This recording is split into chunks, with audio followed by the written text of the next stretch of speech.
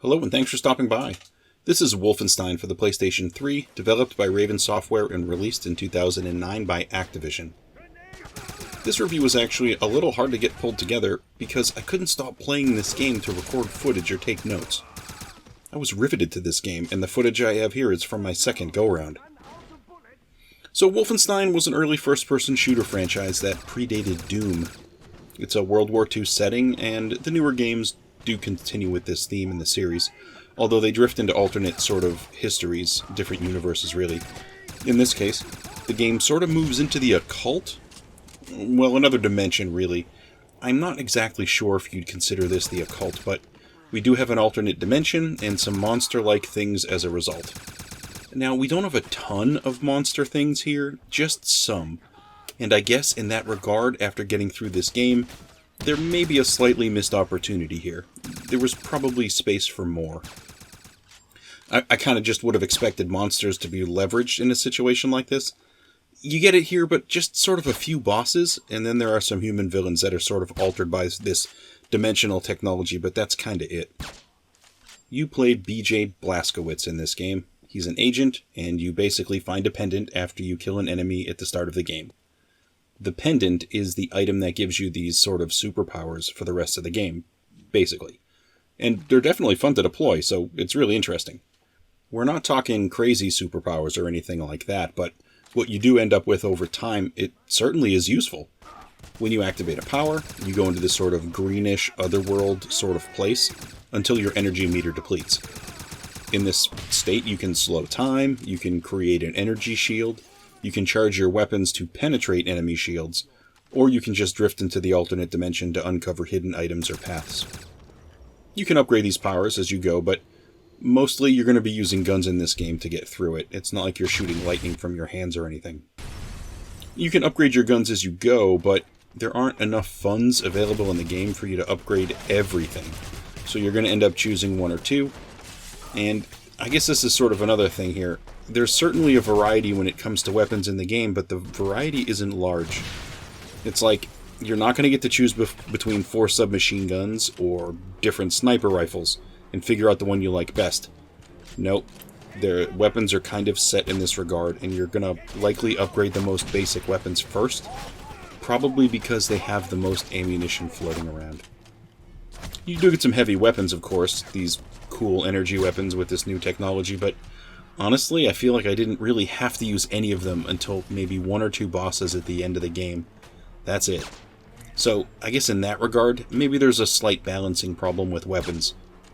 What good is having a super-powered weapon unless you really have to use it in the game? I mean, I got by just fine using the standard submachine gun and a sniper rifle.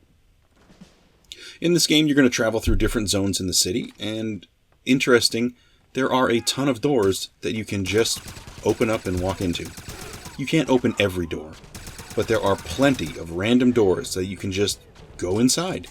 Someone's apartment usually, although most areas are sort of void of significant furniture or life, so they don't really feel like people are living there. They're not real places. And I don't know, maybe that's not so odd for a city that's supposed to be under siege. These are the areas where you're going to find money that you're going to use for upgrades, or sometimes it's also how you cut through from one section of the city to another. This game looks fantastic. I mean, it's a PlayStation 3 game, and it handles great. We have no problems there. It is a PlayStation 3 game, so we are going to get loading screens from time to time, although I don't think they're that bad compared to some of the games I've played.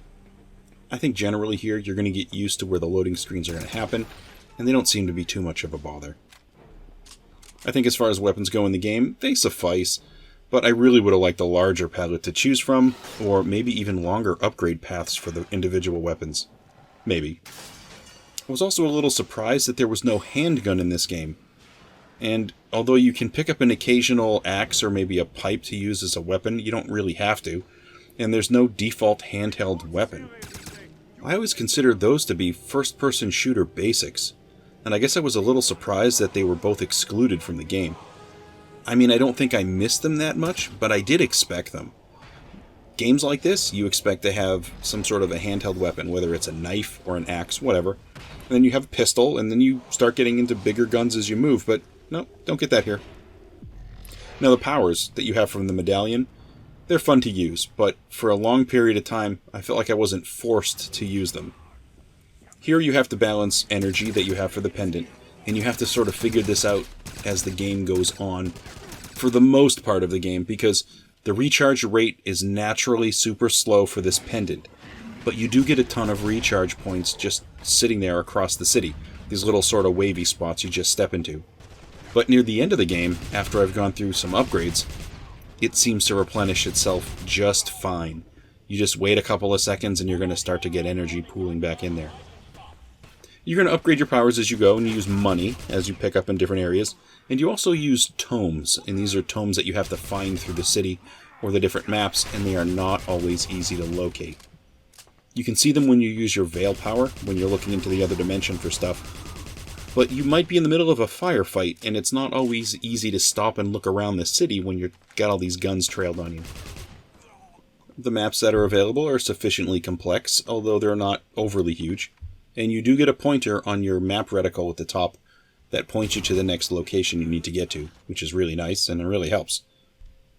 When it comes to the different missions that you have to complete, I found that the game kept telling me that you could change your current mission if you wanted. You have to highlight the mission you want to use. I think maybe I did this once the entire game, so it really makes me wonder if there just aren't enough missions that stack up on top of each other for you to really care about picking and choosing. I mean, I guess it's great to have the function, but it wasn't like I found myself needing to do specific missions in any real order. There's plenty of entertaining gameplay in this one, but I did find myself wondering if there were enough missions in the game that weren't directly related to the story. Maybe some additional side missions, I might have appreciated that. The settings are detailed like you would expect from a good PlayStation 3 game, and they seem period-specific enough for me, and some of the places are actually quite fun to run around. I really like the Zeppelin level near the end, and there's a really great hospital level that's pretty great as well. I also think they do a good job with this one, mixing classic World War II technology with that new, creepy, advanced sort of dimensional technology. It's maybe a little bit paranormal, and maybe it's also a little steampunky at points. It really works, and I think it's unique. Also, one of the things I appreciate in this one is when you pick up an intelligence briefing, because they're sort of all around, you can actually read the intelligence briefing. And when you read it, it's read in the voice of the person that wrote it. So the briefing is in character. What a great touch to a game like this. It was certainly not something I was expecting, and they're really interesting to read. Overall, this game was certainly not a chore to play. I found myself looking to pick up this controller just to get through another mission or two. I really enjoyed it. Now maybe I would have liked some more missions, and maybe some additional weapons or upgrade paths, but this was a great play for the money I paid as well. I don't think I spent more than $10 on it, and I'm really glad that I have a copy. This game came out back in 2009, and I think it might have been delisted from the various game stores online. I'm not sure why they would do that, because this is a really decent game. I guess maybe it didn't sell so well compared to what they expected, but this was a really good ride. This game actually went on to have a couple of sequels. I think there have been 3 other games in the series since then, and they've all been pretty entertaining, so I guess I'm a fan of the series. Well, that's all I have today for Wolfenstein for the PlayStation 3. If this is your type of video, please feel free to like and subscribe and all that good stuff, and thanks for stopping by to take a look. Hope to catch you on another video.